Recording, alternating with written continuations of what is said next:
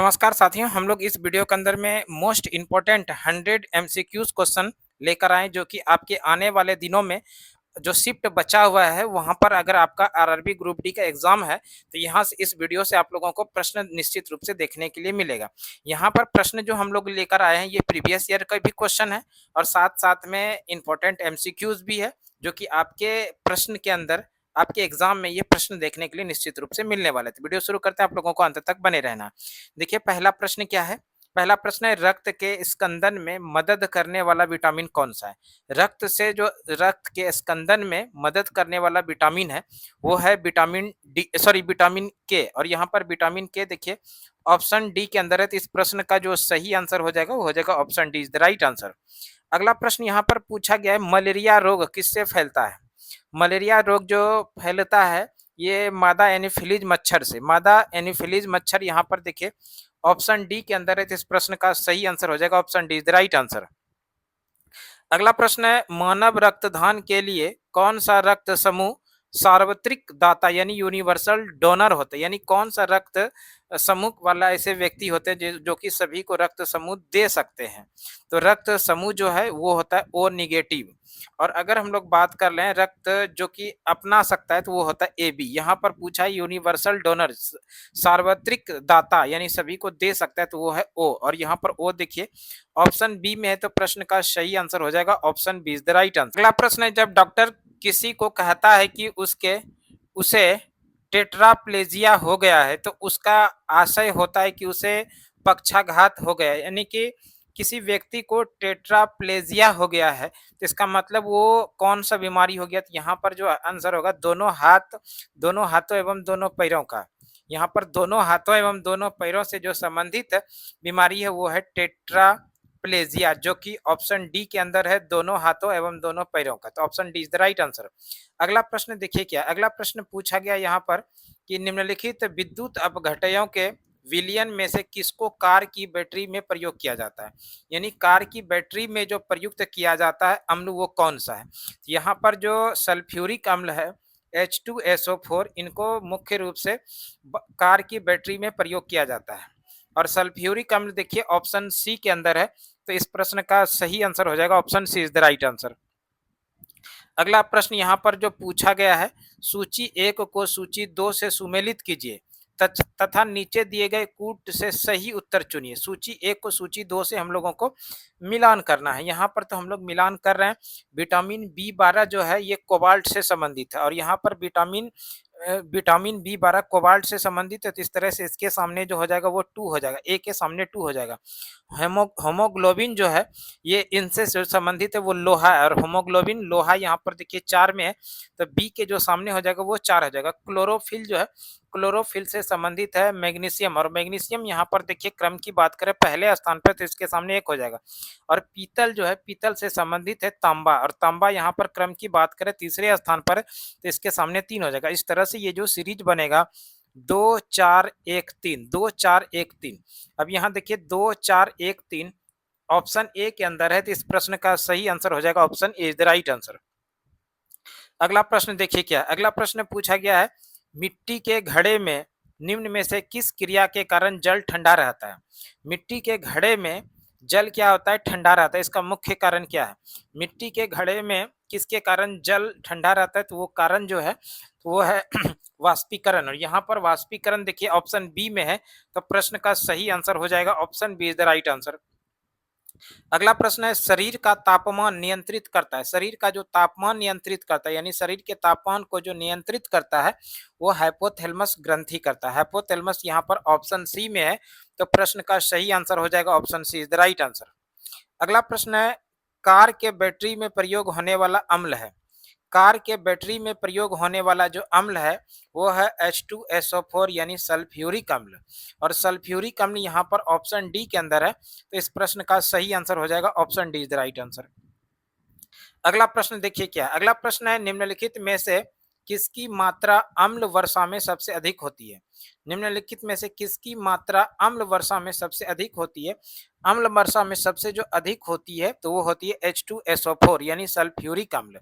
और यहाँ पर H2SO4 ऑप्शन सी के अंदर है, तो प्रश्न का सही आंसर हो जाएगा option C is the right answer.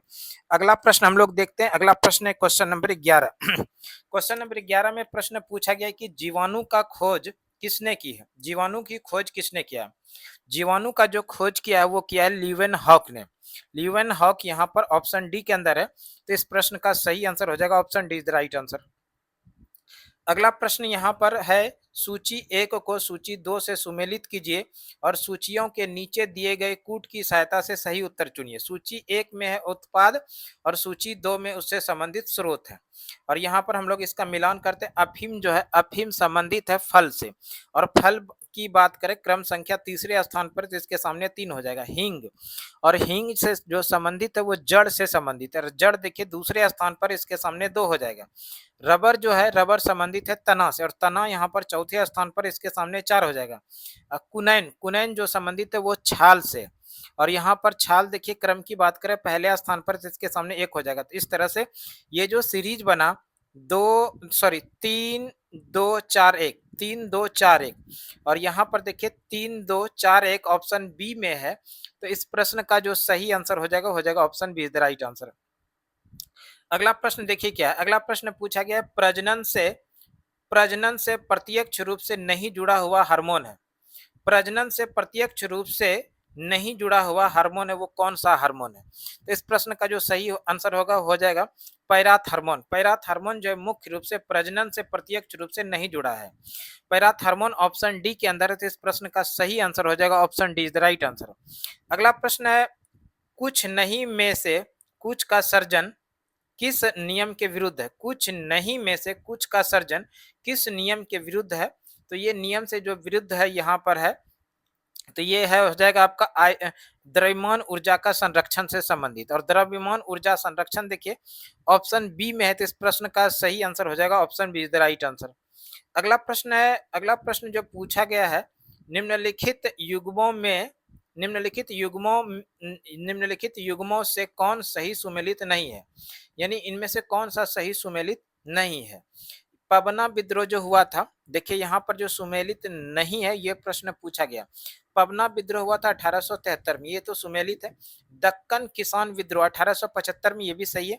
सन्यासी विद्रोह 1894 में नहीं हुआ था। सन्यासी विद्रोह जो शुरू हुआ था, सन्यासी विद्रोह हुआ था यहाँ पर 1770 से 80 के बीच में। तो इस तरह से ऑप्शन सी जो है ये संबंधित नहीं है, और कोल विद्रोह 1870 में हुआ था। यहाँ पर यही तो प्रश्न पूछा गया था कौन सुमेलित नहीं है, तो ऑप्शन सी जो है जिसमें सन्यासी विद्रोह दिया गया ये सुमेलित नहीं है। अगला प्रश्न देखिए क्या है। अगला प्रश्न है, पृथ्विया प्रथम वीर उपाधि थी। पृथ्विया यानी प्रथम वीर जो उपाधि था ये था समुद्रगुप्त की, और समुद्रगुप्त यहाँ पर ऑप्शन ए में है, तो प्रश्न का सही आंसर हो जाएगा option A is the right answer. अगला प्रश्न है, नालंदा विहार का विध्वंस किया था। नालंदा विहार को विध्वंस जो किया था वो किया था बख्तियार खिलजी ने, और बख्तियार खिलजी यहाँ पर देखिए ऑप्शन ए के अंदर है, तो प्रश्न का सही आंसर हो जाएगा option A is the right answer. अगला प्रश्न है, भारतीय राष्ट्रीय संघ की पूर्ववर्ती थी। भारतीय राष्ट्रीय संघ की पूर्ववर्ती जो थी वो था यहाँ पर भारतीय राष्ट्रीय संघ की पूर्ववर्ती थी, ये था इंडियन एसोसिएशन, और इंडियन एसोसिएशन ऑप्शन बी के अंदर है, तो इस प्रश्न का सही आंसर हो जाएगा option B is the right answer. अगला प्रश्न है, शिवाजी की राजधानी कहाँ थी? शिवाजी की राजधानी थी रायगढ़, और यहाँ पर रायगढ़ ऑप्शन ए में है, तो प्रश्न का सही आंसर हो जाएगा option A is the right answer. अगला प्रश्न पूछा गया कि इंडियन नेशनल कांग्रेस की प्रथम भारतीय महिला अध्यक्ष कौन थी? इंडियन नेशनल कांग्रेस की प्रथम भारतीय महिला पूछा गया, तो भारतीय महिला अध्यक्ष जो थी वो थी सरोजनी नायडू, और सरोजनी नायडू यहाँ पर ऑप्शन सी के अंदर है, तो प्रश्न का सही आंसर हो जाएगा option C is the right answer. Sarojini Naidu भारतीय राष्ट्रीय कांग्रेस के जो अध्यक्ष बनी थी 1925 में, और ये अधिवेशन हुआ था कानपुर में, तो इसको भी याद रखिएगा।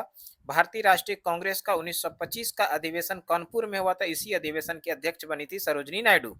और इस तरह से सरोजिनी नायडू भारतीय राष्ट्रीय कांग्रेस की बनने वाली पहली महिला अध्यक्ष, पहली भारतीय महिला अध्यक्ष है। अगला प्रश्न है, निम्नलिखित में से किस मुस्लिम शासक ने तीर्थ यात्रा पर कर समाप्त कर दिया था? प्रश्न पूछा गया है कि निम्नलिखित में से किस मुस्लिम शासक ने तीर्थ यात्रा पर कर समाप्त किया था? तो ये मुस्लिम जो शासक थे वो थे यहाँ पर आपका अकबर। अकबर ने तीर्थ यात्रा कर समाप्त कर दिया था, अकबर ने। और यहाँ पर अकबर देखिए ऑप्शन डी में है, तो प्रश्न का सही आंसर हो जाएगा option D, the right answer.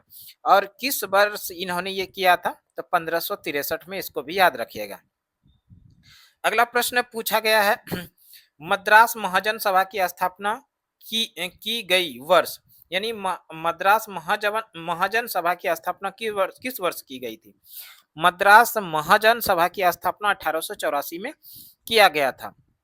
तो इसको आप लोग याद रखिएगा। अगर यहाँ से प्रश्न पूछा जाए कि मद्रास में महाजन सभा की स्थापना किसने किया था, तो जी सुब्रमण्यम अय्यर और पी आनंदाचार्य ने किया था। ठीक है, इसको भी याद रखिएगा। अगला प्रश्न है, राजनीतिक सुधारों को लेकर विरोध करने वाले पहले भारतीय कौन थे? राजनीतिक सुधारों को लेकर विरोध करने वाले पहले भारतीय जो थे वो थे दादा भाई नेरोजी। और यहाँ पर दादा भाई नेरोजी ऑप्शन ए के अंदर है, तो प्रश्न का सही आंसर हो जाएगा option A, the right answer. इसी दादा भाई नेरोजी को भारत में ग्रैंड ओल्ड मैन, यानी भारत का वयोवृद्ध व्यक्ति के नाम से जाना जाता है। अगला प्रश्न है, ट्रेड यूनियन आंदोलन के क्रांतिकारी चरण का समय था।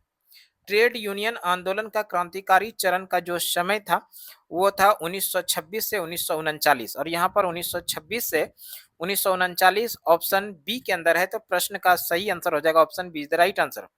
अगला प्रश्न पूछा गया, all India trade union congress के प्रथम अध्यक्ष कौन थे? All India trade union congress के प्रथम अध्यक्ष थे लाला लाजपत राय। और लाला लाजपत राय ऑप्शन डी के अंदर है, तो प्रश्न का सही आंसर हो जाएगा option D, the right answer. अगला प्रश्न पूछा गया है, अखिल भारतीय किसान सभा के प्रथम सत्र की अध्यक्षता किसने की थी?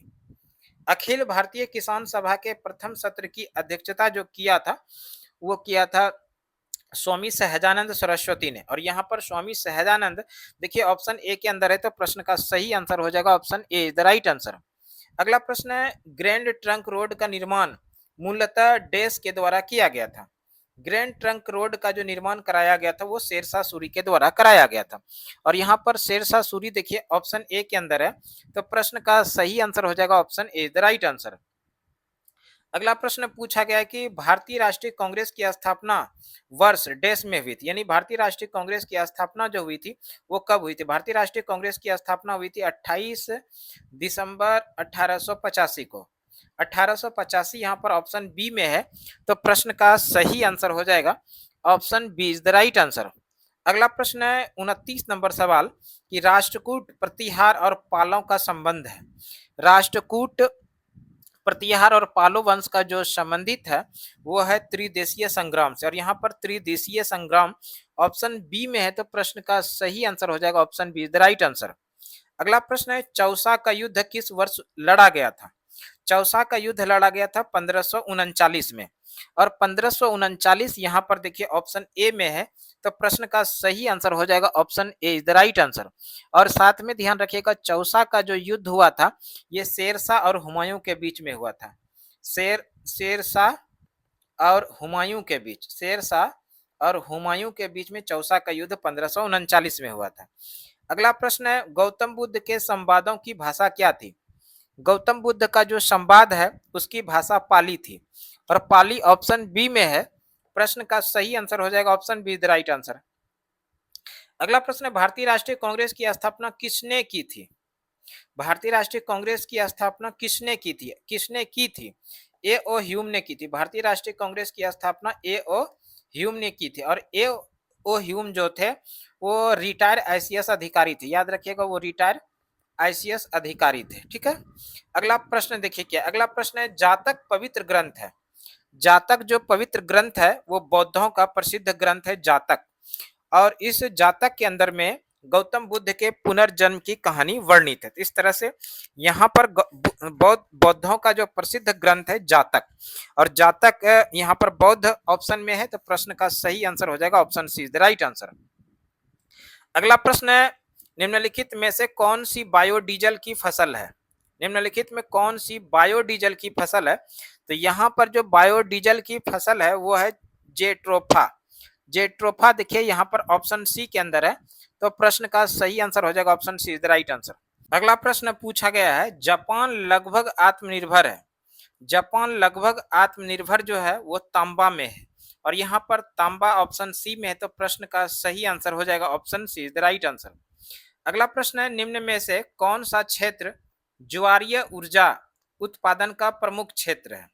निम्न में से कौन सा क्षेत्र जो है ज्वारीय ऊर्जा उत्पादन का प्रमुख क्षेत्र है? इस सवाल का जो सही आंसर हो जाएगा वो हो जाएगा खंभात की खाड़ी, और यहाँ पर खंभात की खाड़ी ऑप्शन सी में है, तो प्रश्न का सही आंसर हो जाएगा option C is the right answer.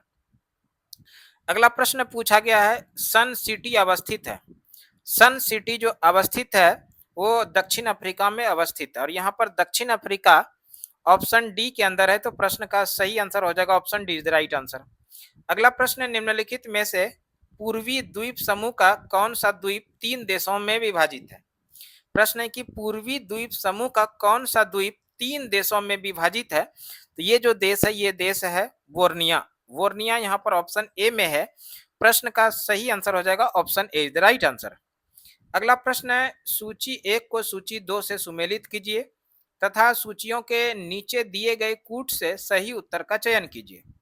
और सूची 1 में जनजाति है और सूची 2 में देश से संबंधित है।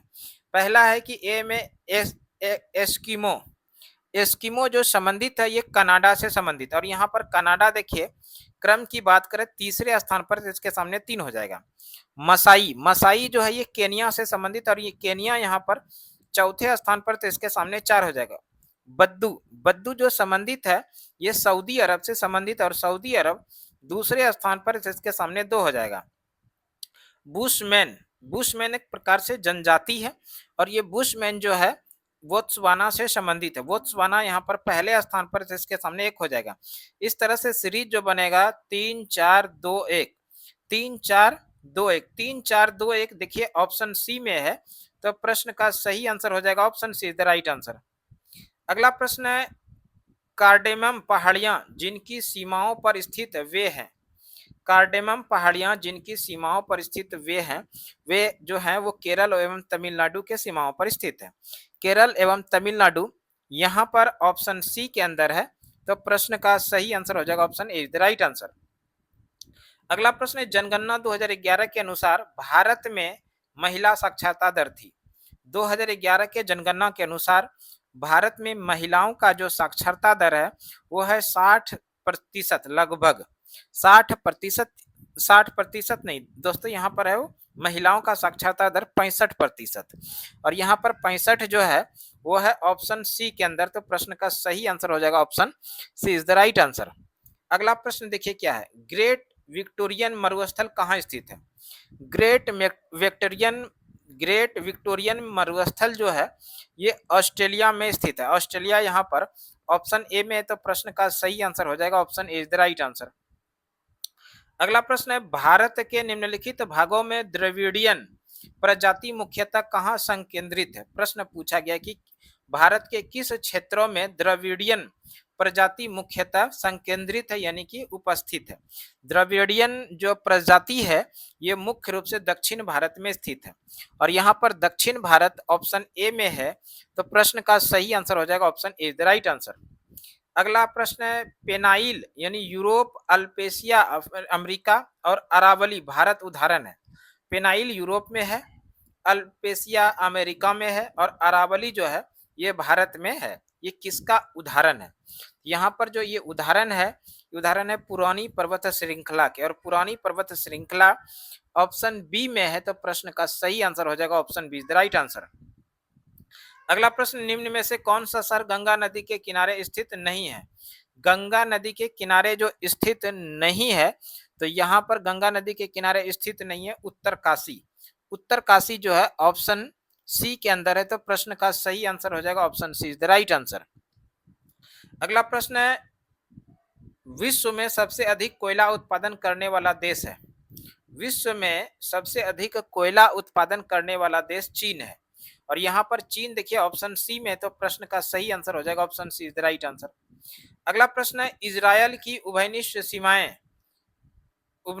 इजरायल की जो उभयनिष्ठ सीमाएं हैं वो किनसे किनसे संपर्क में या किनसे किनसे संबंधित है। तो इस प्रश्न का जो सही आंसर होगा वो हो जाएगा लेबनान, सीरिया, जॉर्डन तथा मिस्र के साथ संबंधित है। लेबनान, सीरिया, जॉर्डन तथा मिस्र ऑप्शन ए में है, तो प्रश्न का सही आंसर हो जाएगा option A is the right answer. अगला प्रश्न है, विश्व के विशालतम स्वर्ण क्षेत्र दक्षिण अफ्रीका के निम्नलिखित में से कौन सी पर्वत श्रेणियों में अवस्थित है। विश्व के विशालतम स्वर्ण क्षेत्र दक्षिण अफ्रीका के निम्नलिखित में कौन सी पर्वत श्रेणियों में अवस्थित है। वो है विट वाट सरेंड, जो कि ऑप्शन सी के अंदर है, तो प्रश्न का सही आंसर हो जाएगा option C is the right answer. अगला प्रश्न पूछा गया, फिजी द्वीप अवस्थित है। फिजी द्वीप अवस्थित जो है वो है प्रशांत महासागर में, और यहाँ पर प्रशांत महासागर देखिए ऑप्शन बी में है, तो प्रश्न का सही आंसर हो जाएगा option B is the right answer. अगला प्रश्न है, किसी स्थान का मानक समय निर्धारित करने का आधार होता है। किसी स्थान का मानक समय निर्धारित करने का जो आधार होता है वो होता है प्रधान मध्याह्न रेखा। प्रधान मध्याह्न रेखा ऑप्शन डी के अंदर है, तो प्रश्न का सही आंसर हो जाएगा option D is the right answer. अगला प्रश्न है, गैस फ्लेम यानी ज्वाला के सबसे गर्म भाग को क्या कहते हैं। गैस फ्लेम ज्वाला के सबसे गर्म भाग को जो कहा जाता है वो कहा जाता है non luminous zone. Non luminous zone, जो कि ऑप्शन बी में है, तो प्रश्न का सही आंसर हो जाएगा option B is the right answer. अगला प्रश्न पूछा गया, शीतकाल में एक मोटी कमीज की अपेक्षा दो पतली कमीजें हमें अधिक गर्म क्यों रख सकती है, ऐसा प्रश्न है।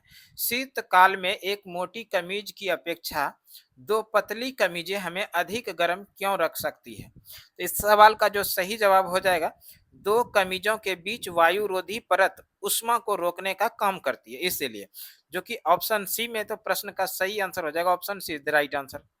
अगला प्रश्न यहाँ पर पूछा गया है, निम्नलिखित में किसका संश्लेषण यकृत द्वारा किया जा सकता है। यानी किस विटामिन का संश्लेषण यकृत द्वारा किया जा सकता है, तो वो विटामिन ए है, और यहाँ पर विटामिन ए ऑप्शन ए में है, तो प्रश्न का सही आंसर हो जाएगा option A is the right answer. अगला प्रश्न है, हमारे शरीर में त्वचा की सतह के नीचे मौजूद वसा किसके विरुद्ध अवरोधक का कार्य करती है। हमारे शरीर में त्वचा की सतह के नीचे मौजूद वसा किसके विरुद्ध अवरोधक कार्य कर सकती है, तो वो ये कार्य कर सकती है शरीर के ऊष्मा की क्षति, जो कि ऑप्शन ए में है, तो प्रश्न का सही आंसर हो जाएगा option A is the right answer. अगला प्रश्न पूछा गया है, गंगा घाटी में धान की खेती का प्राचीनतम प्रमाण कहाँ से मिला है। गंगा घाटी में धान की खेती का प्राचीनतम प्रमाण जो मिला है वो मिला है लहुरा देव से, और लहुरा देव यहाँ पर देखिए ऑप्शन ए के अंदर है, तो प्रश्न का सही आंसर हो जाएगा option A is the right answer. अगला प्रश्न है, भारत में किस शिलाश्रय से सर्वाधिक चित्र प्राप्त हुए।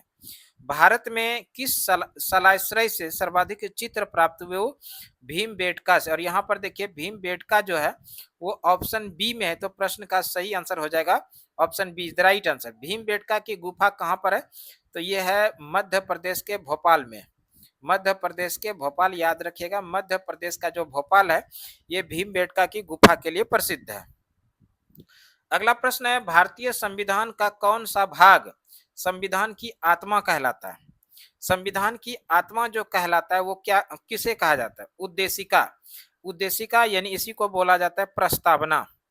प्रस्तावना जो है इनको संविधान की आत्मा कहा जाता है, और यहाँ पर प्रस्तावना देखिए ऑप्शन सी के अंदर है, तो प्रश्न का सही आंसर हो जाएगा option C is the right answer.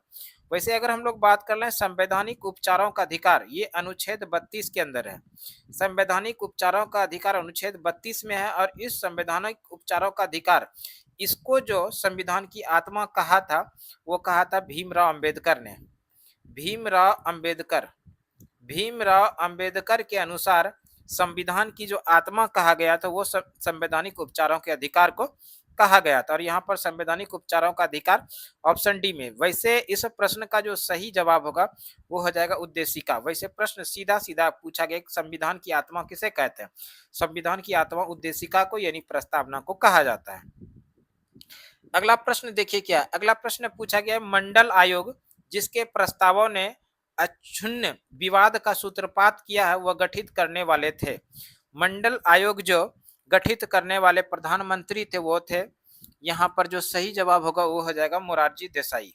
और मोरारजी देसाई यहाँ पर देखिए ऑप्शन बी में है, तो प्रश्न का सही आंसर हो जाएगा option B is the right answer.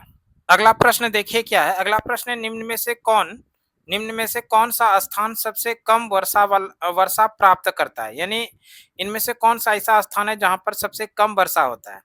तो यहाँ पर अकॉर्डिंग टू ऑप्शन जो हो जाएगा सबसे कम वर्षा वाला जो स्थान है तो वो है लेह, और लेह देखिए ऑप्शन डी के अंदर है, तो इस प्रश्न का सही आंसर हो जाएगा option D is the right answer. अगला प्रश्न है मुगल काल में जजमानी प्रथा क्या थी? मुगल काल में जजमानी प्रथा क्या थी? ध्यान रखिएगा आप लोग, मुगल काल में जजमानी प्रथा जो थी वो थी एक प्रकार से एक पारस्परिक व्यवस्था जो ग्रामीण भारत में किसानों तथा अन्य व्यावसायिक वर्गों के मध्य विद्यमान था, जो कि ऑप्शन सी में है, तो प्रश्न का सही आंसर हो जाएगा option C is the right answer. अगला प्रश्न है भारतीय संविधान ने लोकसभा के गठन और उसके विघटन का अधिकार किसे दिया है? भारतीय संविधान ने लोकसभा का गठन और उसके विघटन का जो अधिकार दिया है वो अधिकार राष्ट्रपति को दिया, और यहाँ पर देखिए राष्ट्रपति जो है वो ऑप्शन बी के अंदर है, तो प्रश्न का सही आंसर हो जाएगा option B is the right answer. अगला प्रश्न ये गणित का सवाल है, आप लोग इस सवाल को सॉल्व करके निश्चित रूप से कमेंट में बताइए कि इस सवाल का सही जवाब क्या होगा। एक वस्तु 5,525 रुपया में खरीद की गई और 5,000 में रुपये में बेची गई, यानी कि इसको जो खरीदी गई 2,525 में और बेची गई 5,000 में, इसका मतलब जो है यहाँ पर 525 रुपया का नुकसान हुआ। 525 रुपया का नुकसान जो हुआ वो किस पर हुआ? ये नुकसान हुआ 5525 पे, यानी 5,525 पर गुना, यहाँ पर परसेंट में निकालने के लिए 100 से गुना कर देंगे, तो इसको अगर आप लोग सॉल्व कीजिएगा तो यहाँ से आ जाएगा 9.5%। यानी इसके लिए जो आप लोग कह सकते हैं कि सूत्र हुआ ऊपर में जो आता है वो आता है हानि या लाभ, यहाँ पर क्या हो रहा है? हानि हो रहा है, और हानि और उसके बटा में हो जाएगा क्रय मूल्य गुना 100। ये इस तरह से किया गया और 9.5 आया, जो कि ऑप्शन बी के करीब में है, सॉरी ऑप्शन सी के करीब में। वैसे ये आप देख लीजिएगा ऑप्शन बी के नजदीक है, तो ये ऑप्शन बी ही होना चाहिए। वैसे आप लोग एक बार सॉल्व कर लीजिएगा। हम लोग अगले प्रश्न पर आते हैं। अगला प्रश्न निम्न में से किसने टका अथवा रुपया से अभिहित चांदी का मुद्रा का प्रवर्तन किया? यानी प्रश्न पूछा गया टका अथवा रुपया से अभिहित चांदी का मुद्रा को प्रवर्तन किया था, तो वो किया था शेरशाह सूरी ने। और यहाँ पर देखिए शेरशाह सूरी जो है वो ऑप्शन ए के अंदर है, तो प्रश्न का सही आंसर हो जाएगा option A is the right answer. अगला प्रश्न, एक विस्तृत गलियारा जहां नदी और समुद्र का पानी मिलता है क्या कहलाता है? वह गलियारा जहां नदी और समुद्र का पानी मिलता है वह जो कहलाता है वो एस्चुरी कहलाता है, और यहाँ पर एस्चुरी देखिए ऑप्शन ए के अंदर है, तो प्रश्न का सही आंसर हो जाएगा option A is the right answer. अगला प्रश्न है निम्नलिखित में से कौन सा कर भारत सरकार द्वारा नहीं लगाया जाता है? यहाँ पर ऐसा कौन सा कर है जो भारत सरकार द्वारा नहीं लगाया जाता है? तो ये जो मार्ग कर है यानी टोल टैक्स है, ये भारत सरकार द्वारा नहीं लगाया जाता है टोल टैक्स, और यहाँ पर टोल टैक्स देखिए ऑप्शन डी में है, तो प्रश्न का सही आंसर हो जाएगा option D is the right answer. अगला प्रश्न यहाँ पर जो पूछा गया है कि दृष्टि विकलांग हेतु राष्ट्रीय संस्थान निम्नलिखित में से कहाँ अवस्थित है? राष्ट्रीय विकलांग हेतु राष्ट्रीय संस्थान निम्नलिखित में से कहाँ स्थित है? राष्ट्रीय विकलांग हेतु दृष्टि विकलांग हेतु राष्ट्रीय संस्थान जो है ये देहरादून में है, और यहाँ पर देहरादून देखिए ऑप्शन बी के अंदर है, तो प्रश्न का सही आंसर हो जाएगा option B is the right answer. अगला प्रश्न है निम्नलिखित में से कौन सा एक असमानता घटाने का उपाय नहीं है? निम्नलिखित में कौन सा एक असमानता घटाने का उपाय नहीं है? तो यहाँ पर असमानता घटाने का जो उपाय नहीं है वो है अर्थव्यवस्था का उदारीकरण, जो कि ऑप्शन बी में है। तो प्रश्न का सही आंसर हो जाएगा option B is the right answer. अगला प्रश्न है, बूला चौधरी निम्नलिखित में से किस खेल विद्या में सुविख्यात है? बूला चौधरी किस खेल विद्या में विख्यात है? तो बूला चौधरी का जो संबंधित खेल है तो वो है तैराकी, और यहाँ पर तैराकी देखिए ऑप्शन ए के अंदर है। तो प्रश्न का सही आंसर हो जाएगा option A is the right answer. अगला प्रश्न है, ईपीसीजी का पूर्ण रूप क्या है? ईपीसीजी का जो पूर्ण रूप है वो है expert programme for credit generation, जो कि ऑप्शन डी के अंदर है। तो प्रश्न का सही आंसर हो जाएगा option D is the right answer.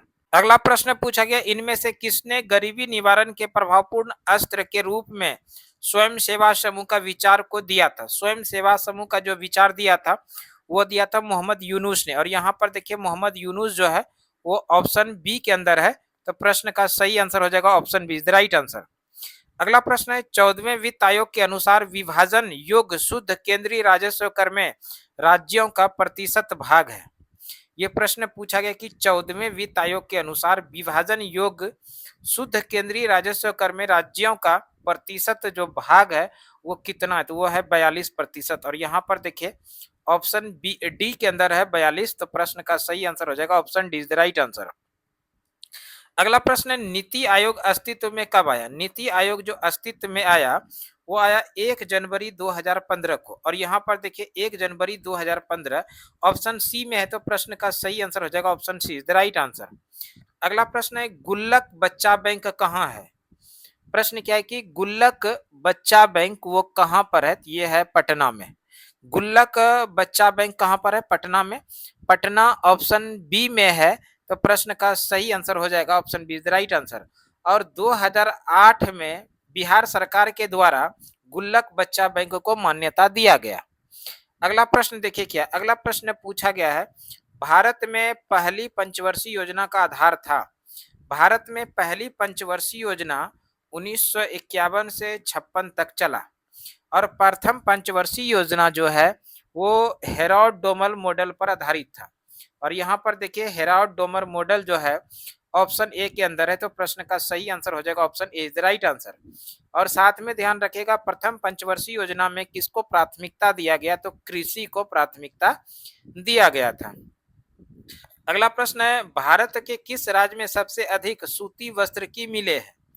Bharat के किस राज्य में सूती वस्त्र की सबसे अधिक मिलें? तो वह है महाराष्ट्र में, और यहाँ पर देखिए महाराष्ट्र ऑप्शन बी के अंदर है। तो प्रश्न का सही आंसर हो जाएगा option B is the right answer. अगला प्रश्न देखिए क्या है, अगला प्रश्न प्रश्न संख्या 76 में दिया गया, निम्न में से नगदी फसल कौन सी नहीं है?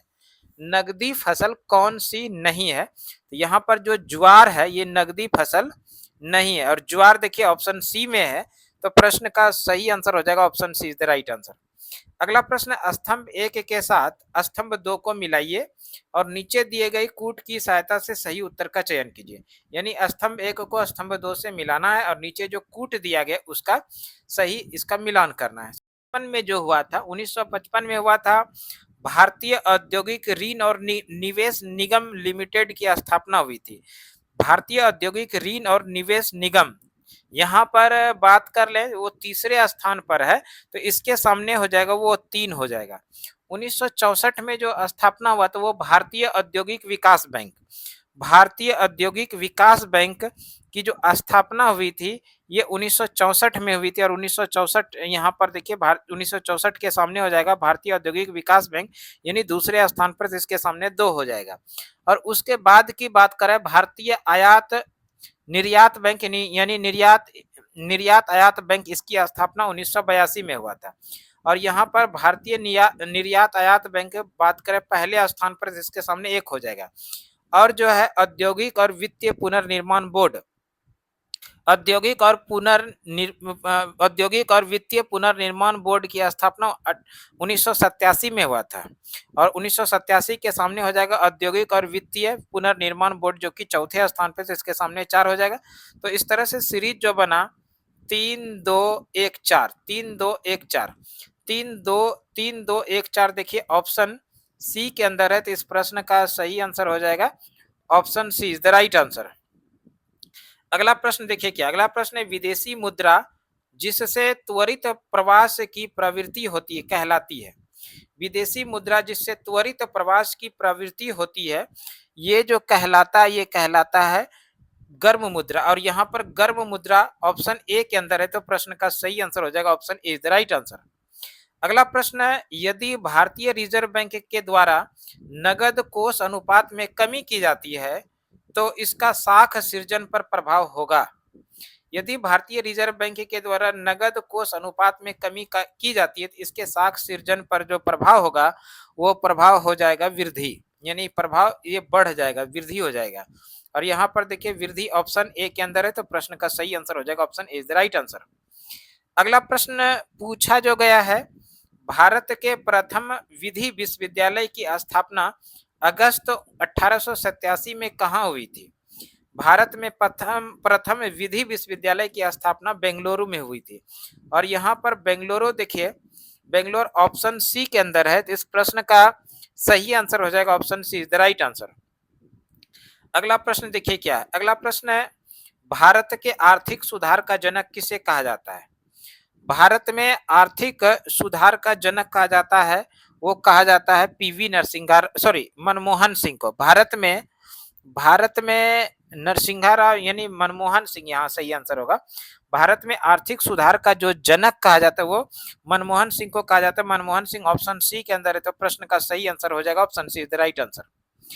मनमोहन सिंह देश के प्रधानमंत्री बनने के पहले रिजर्व बैंक ऑफ इंडिया के गवर्नर भी रह चुके हैं, रिजर्व बैंक ऑफ इंडिया के गवर्नर भी रह चुके थे, इसलिए इन सभी कारणों से इनको भारत के आर्थिक सुधार का जनक कहा जाता है। देखिए अगला प्रश्न क्या है, अगला प्रश्न पूछा गया है निम्नलिखित में से कौन सा एक राजकोषीय नीति का उपकरण नहीं है। निम्नलिखित में कौन सा एक राजकोषीय नीति का उपकरण नहीं है, तो यहाँ पर जो ब्याज दर है इंटरेस्ट रेट ये मुख्य रूप से राजकोषीय नीति का उपकरण नहीं है, ब्याज दर, और ऑप्शन सी में है, तो प्रश्न का सही आंसर हो जाएगा option C is the right answer. अगला प्रश्न है असंगठित क्षेत्र के श्रमिकों के लिए किस उद्देश्य से सामाजिक सुरक्षा योजना शुरू की गई है। असंगठित क्षेत्र के श्रमिकों के लिए किस उद्देश्य से सामाजिक सुरक्षा योजना की शुरुआत किया गया, तो ये क्षेत्र है वृद्धा पेंशन, स्वास्थ्य बीमा और व्यक्तिगत दुर्घटना। तो इस तरह से इस प्रश्न का जो सही आंसर हो जाएगा ऑप्शन डी इनमें से सभी, इस प्रश्न का सही आंसर हो जाएगा इनमें से सभी। अगला प्रश्न देखिए क्या है, अगला प्रश्न पूछा गया भारत की बैंकिंग प्रणाली में उच्चतम बैंक कौन सा है। भारत की बैंकिंग प्रणाली में उच्चतम बैंक जो है वो है रिजर्व बैंक ऑफ इंडिया। और यहाँ पर रिजर्व बैंक ऑफ इंडिया देखिए ऑप्शन बी के अंदर है, तो प्रश्न का सही आंसर हो जाएगा option B is the right answer. अगला प्रश्न है खेल कूद के असाधारण उपलब्धि के सम्मान स्वरूप इनमें से कौन सा पुरस्कार दिया जाता है। खेल कूद में असाधारण उपलब्धि के लिए सम्मान स्वरूप जो पुरस्कार दिया जाता है वो पुरस्कार है अर्जुन पुरस्कार।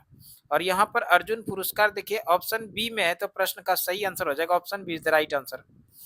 अगला प्रश्न पूछा जो गया है भारत में राष्ट्रीय आय की गणना किसके द्वारा की जाती है। भारत में राष्ट्रीय आय की गणना की जाती है केंद्रीय सांख्यिकी संगठन यानी CSO के द्वारा। और यहाँ पर देखिए केंद्रीय सांख्यिकी संगठन ऑप्शन बी में है, तो प्रश्न का सही आंसर हो जाएगा option B is the right answer.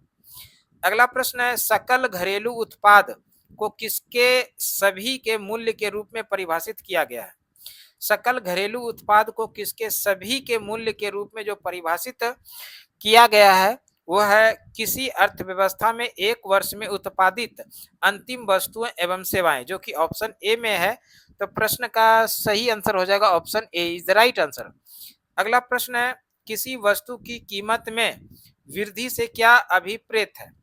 किसी वस्तु की कीमत में वृद्धि से जो अभिप्रेत है वह है मुद्रा के मूल्य में गिरावट और वस्तु के मूल्य में वृद्धि, जो कि ऑप्शन डी में है, तो प्रश्न का सही आंसर हो जाएगा option D is the right answer. अगला प्रश्न है निम्न में से कौन सा एक 20वीं शताब्दी के 1960-70 के अंतिम दौर की हरित क्रांति की प्रकृति का सबसे उचित वर्णन है। यानी 1960-70 के दशक के अंतिम दौर की हरित क्रांति से की प्रकृति का सबसे उचित वर्णन है, वो किससे संबंधित है? तो वो ये जो संबंधित है, ये संबंधित है बीज उर्वरक जल तकनीकी, जो कि ऑप्शन डी के अंदर है। तो प्रश्न का सही आंसर हो जाएगा option D is the right answer. अगला प्रश्न पूछा गया है यहाँ पर इस तरह से कि भारत में किस क्षेत्र में प्रत्यक्ष निवेश इक्विटी प्रभाव उच्चतम है? प्रश्न है कि भारत में किस क्षेत्र में प्रत्यक्ष निवेश इक्विटी प्रभाव उच्चतम है? तो इस सवाल का जो सही जवाब होगा वो हो जाएगा सेवा क्षेत्र, जो कि ऑप्शन डी के अंदर है। तो प्रश्न का सही आंसर हो जाएगा option D is the right answer. अगला प्रश्न है व्यापार करने की सुविधा सूचकांक कौन बनाता एवं प्रकाशित करता है? व्यापार करने की सुविधा सूचकांक जो बनाता है और प्रकाशित करता है तो वो है विश्व बैंक समूह। विश्व बैंक समूह यहाँ पर ऑप्शन बी के अंदर है। तो प्रश्न का सही आंसर हो जाएगा option B is the right answer. अगला प्रश्न है आर ए मल्होत्रा कमेटी संबंधित है। आर एन मल्होत्रा कमेटी जो संबंधित है वो बीमा क्षेत्र से संबंधित है, और यहाँ पर बीमा क्षेत्र देखिए ऑप्शन सी में है। तो प्रश्न का सही आंसर हो जाएगा option C is the right answer. अगला प्रश्न है भारत में सर्वप्रथम तेल यानी ऊर्जा संकट कब हुआ? भारत में सर्वप्रथम तेल यानी ऊर्जा संकट जो हुआ था वो हुआ था 1970 और 1980 के दौरान, जो कि ऑप्शन डी में है। तो प्रश्न का सही आंसर हो जाएगा option D is the right answer. अगला प्रश्न है राजकोषीय घाटा है। राजकोषीय घाटा जो है वो एक प्रकार से बजटीय घाटे का योग और सरकार का बाजार ऋण तथा दायित्व है, जो कि ऑप्शन डी में है। तो प्रश्न का सही आंसर हो जाएगा option D is the right answer. अगला प्रश्न है भारत में जनसंख्या वृद्धि के इतिहास में कौन सा वर्ष महाविभाजक का वर्ष कहलाता है?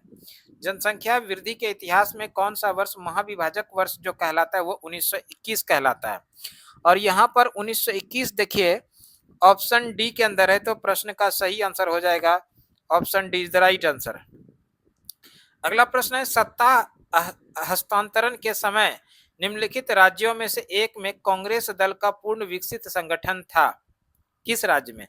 सत्ता हस्तांतरण के समय निम्नलिखित राज्यों में से किस निम्नलिखित में से एक में कांग्रेस दल का पूर्ण विकसित जो संगठन था वो था मैसूर, और यहाँ पर मैसूर देखिए ऑप्शन डी सी के अंदर है। तो प्रश्न का सही आंसर हो जाएगा option see the right answer. अगला प्रश्न है भारत में नोट निर्गमन प्रणाली आधारित है। भारत में नोट निर्गमन जो प्रणाली आधारित है वो है न्यूनतम कोष प्रणाली पर, और यहाँ पर न्यूनतम कोष प्रणाली ऑप्शन बी के अंदर है। तो प्रश्न का सही आंसर हो जाएगा option B is the right answer. अगला प्रश्न पूछा गया है विश्व विरासत दिवस हमेशा मनाया जाता है, यानी प्रत्येक वर्ष विश्व विरासत दिवस कब मनाया जाता है? विश्व विरासत दिवस प्रत्येक वर्ष 18 अप्रैल को मनाया जाता है, और यहाँ पर देखिए 18 अप्रैल ऑप्शन बी में है। तो प्रश्न का सही आंसर हो जाएगा option B is the right answer. अगला प्रश्न है दुर्गापुर भिलाई तथा राउरकेला इस्पात कारखाना की स्थापना हुई। दुर्गापुर भिलाई तथा राउरकेला इस्पात कारखाना की जो स्थापना हुई थी वो हुई थी द्वितीय पंचवर्षीय योजना के अंतर्गत, और यहाँ पर द्वितीय पंचवर्षीय योजना ऑप्शन बी में है। तो प्रश्न का सही आंसर हो जाएगा option B is the right answer.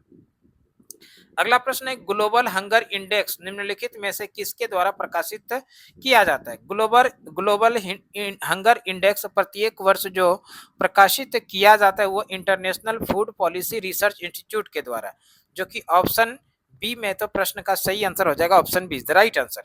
तो इस तरह से आज हम लोगों ने इस वीडियो के अंदर में आरआरबी ग्रुप डी एग्जाम के लिए जो प्रीवियस ईयर का क्वेश्चन था और साथ ही साथ मोस्ट इम्पोर्टेंट क्वेश्चन था उसको हम लोग कवर किया। हमें उम्मीद है ये वीडियो आप लोगों के लिए निश्चित रूप से उपयोगी साबित होने वाला है। इस वीडियो में इतना ही, अगले वीडियो में फिर से मिलते हैं तब